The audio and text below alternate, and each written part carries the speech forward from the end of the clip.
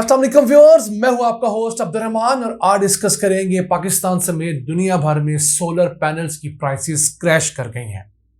अगर पाकिस्तान की बात करें तो जो सोलर पैनल पिछले साल इन्हीं दिनों में 70,000 रुपए का था वो अब कम होकर सिर्फ 30,000 रुपए का हो गया है।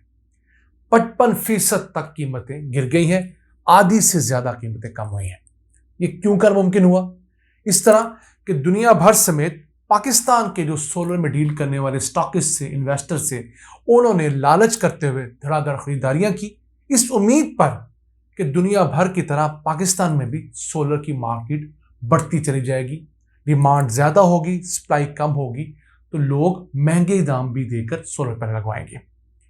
पहले यूरोप से मुतालिक ये एक्सपेक्टेशन थी, यूरोप में उस तरह प्राइसेस नहीं बढ़ी क्योंकि वहां पर उतनी डिमांड जनरेट नहीं हुई। पाकिस्तान में जो हमारे इन्वेस्टर्स थे, स्टॉकिस्ट थे, उन्होंने अपना पैसा निकालकर सोलर में लगाया और धड़ाधड़ खरीदारियां की। अगर पिछले 2 सालों की बात करें तो पाकिस्तान में 3 अरब 60 करोड़ डॉलर्स के सोलर पैनल इंपोर्ट हुए हैं। फिर ओवर अंडर इन्वेस्टिंग के तहत भी कुछ 100 अरब रुपए की करप्शन तो पकड़ी गई है। पाकिस्तान में ऐसे लोग जो कि चीजों को स्टॉक करके पैसा बनाते हैं, कभी चीनी स्टॉक कर ली, कभी चावल कर ली, कभी गंदम कर लिए, उन्होंने पिछले 1-2 सालों से स्टॉक किया सोलर पैनल और इसमें उन्होंने हाथ मिलाया सोलर पैनल वाली कंपनियों के साथ। पैसा इन स्टॉकिस्ट का था और पाकिस्तान की डिमांड से ज्यादा सोलर पैनल मंगवा लिए गए। उसका एक ये तरीका निकाला गया कि मार्केट में चीज शॉर्ट करती जाए। एक तरफ कीमतें बढ़ती चली जा रही थी बिजली की, दूसरी तरफ सोलर महंगा होता जा रहा था। तो एक ऐसा पॉइंट आया कि लोगों के लिए सोलर लगवाना भी पॉसिबल नहीं रहा। उसके बाद क्या हुआ?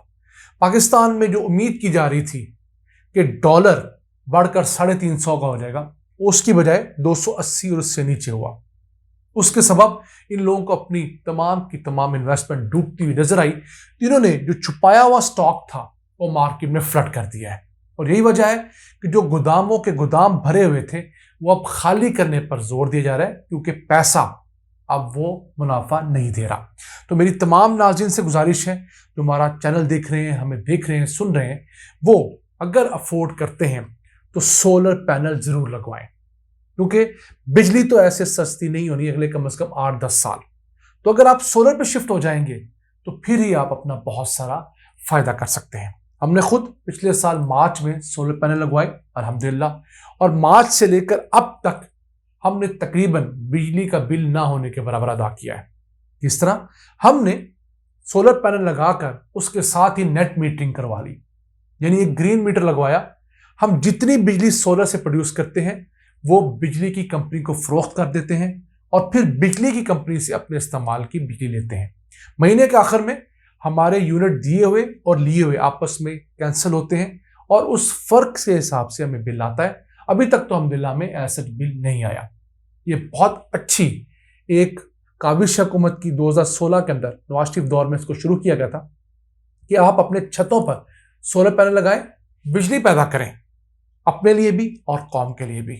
अब यहां पर सवाल पैदा होता है कि सोलर पे आपने घर चलाना है या नहीं, यानी डायरेक्ट सोलर से बिजली बनाकर अपने घर चलाना है या हमारी तरह आपने एक नेट मीटरिंग करवाकर बिजली अपने इलाके की बिजली वाली कंपनी को देनी और उनसे यूनिट लेने। इसका एक फायदा है और एक नुकसान है। पहले फायदा डिस्कस कर लेते हैं। अगर तो आपने सोलर से डायरेक्ट घर चलाना है तो दिन के वक्त आपको बिजली मुयस्सर रहेगी, शुरू में कम होगी, दोपहर को ज्यादा होगी, शाम को फिर कम होगी। तो आपको फिर भी कहीं ना कहीं वापडा से या जो हम उसको कहते हैं बिजली की तकसीम कार कंपनियां, उनसे बिजली लेनी पड़ेगी।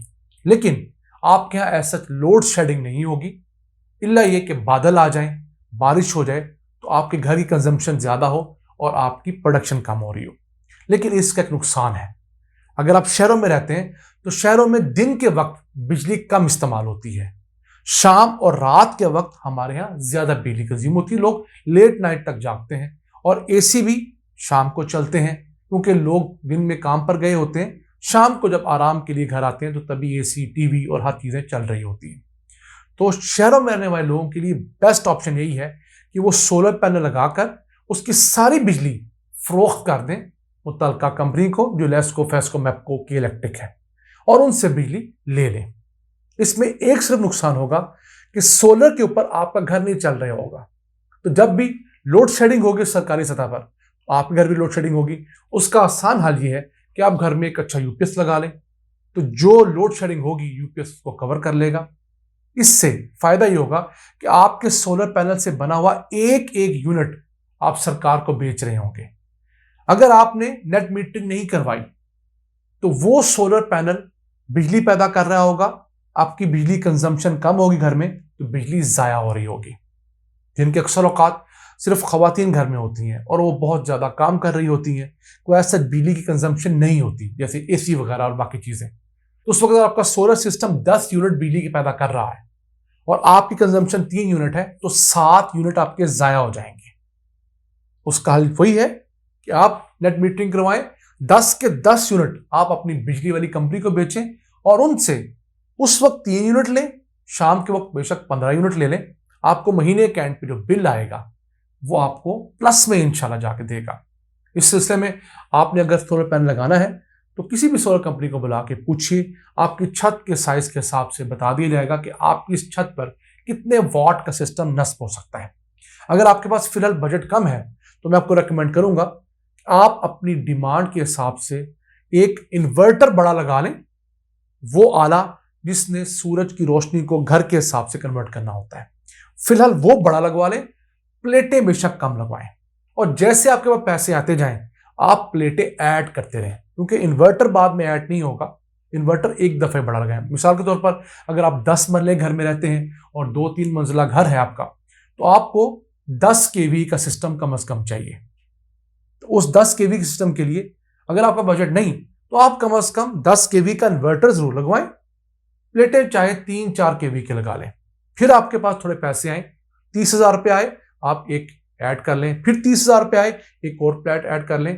तो 550 वॉट की ये जो प्लेट है वो 2 अगर आप ऐड करेंगे तो आपके पास 1 केवी से ज्यादा का लोड अवेलेबल हो जाएगा। तो अब दुनिया भर समेत पाकिस्तान में भी सोलर जो है वो सबसे बेहतरीन और सस्ता जरिया है। नई टेक्नोलॉजी आ चुकी है, सोलर पैनल बारीक हो गए हैं। इनमें पहले चीजें ज्यादा इस्तेमाल होती थी, महंगे थे, अब इसमें चांदी भी कम इस्तेमाल होती है, शीशा 3.2 की बजाय 2 mm का इस्तेमाल होता है, फ्रेम पतले हो गए हैं, साइज बड़ा हो गया है, पैकिंग अच्छी होगी। इन तमाम वजूहात की वजह से अब इस सोलर पैनल को वायबल बना दिया गया है। आम लोगों के लिए भी अब ये अच्छी इन्वेस्टमेंट है। जिस तरह आप किसी और काम में इन्वेस्टमेंट करते हैं, कोई प्लॉट लेकर रख देते हैं, कोई गोल्ड खरीद लेते हैं, तो अगर आपने आज की इन्वेस्टमेंट करनी है तो सोलर पैनल्स में कीजिए। जो सी कंपनी आपको अच्छी लगती है, जो सा डीलर आपको अच्छा लगता है, जो सी चीजें आपके बजट में आती हैं उनको अप्लाई कीजिए, लेकिन कीजिए जरूर, क्योंकि ये ऐसा गिफ्ट है आजकल के दौर में, इससे बेहतर गिफ्ट आप अपने आप को या अपनी फैमिली को नहीं दे सकते कि आप अपनी जी भर के बिजली इस्तेमाल करें और फ्री इस्तेमाल करें। यही आज का सबसे बड़ा पैगाम है।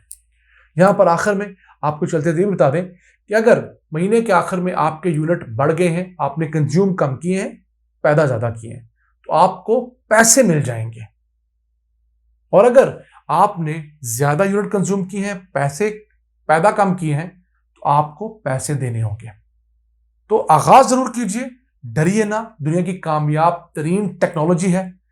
आज से 1 साल पहले 1 वॉट 130 रुपए का था, अब वही 1 वॉट 50 रुपए तक आ चुका है। आप फर्क देख लीजिए, 80 रुपए का फर्क सिर्फ 1 वॉट के अंदर है। और एक पैनल जो है वो 550 से 600 वॉट तक का मार्केट में अवेलेबल हो गया है। नाज़रीन, ये था आज का एपिसोड। इस वीडियो को बनाने का मकसद आप लोगों को एक ओवरव्यू देना था और आपको माइल करना था कि आप लोग सोलर पे शिफ्ट हों। जिस कदर महंगी बिजली है, 50, 60, 70, 80 रुपए यूनिट तक जाती है, वो आप किसी सूरत किसी के लिए भी अफोर्डेबल नहीं रही। इन अल्फाज के साथ अपने मेजबान अब्दुर्रहमान को इजाजत दीजिए। अल्लाह के बाद।